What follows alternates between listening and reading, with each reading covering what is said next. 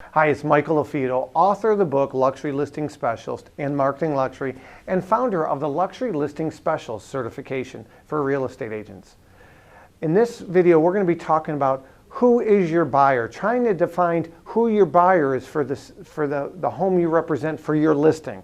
I like using the term avatar, figuring out who your avatar is before you go to market, so that when you're positioning the home, remember in the previous video we talked about positioning.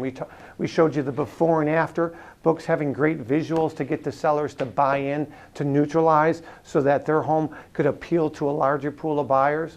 So you have to figure out who your avatar is so that you can position your home to a larger pool of buyers. So your avatar might be somebody with kids, maybe could be somebody that's downsizing, somebody that's relocating, somebody that's also considering new construction, maybe a sports enthusiast. You know, maybe you're on a lake, so they definitely are interested in water sports. Maybe there's a 22-car garage, so they definitely are going to be a car enthusiast.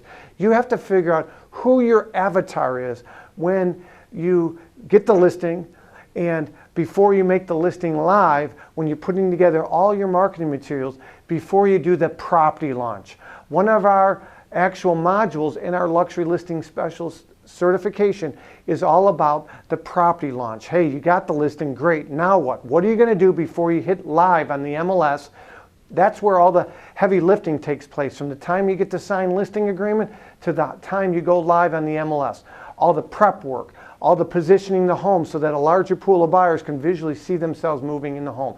So again, figure out your avatar and then position your home to and all your marketing efforts and your terminology and your description and your photos and your video and your database and who you're going to market to those agents or those buyers that you think represents who the buyer is. Again, you could be wrong. You can't be all things to all people, but you want a majority, who you think the majority of buyers are going to be, and position it to them.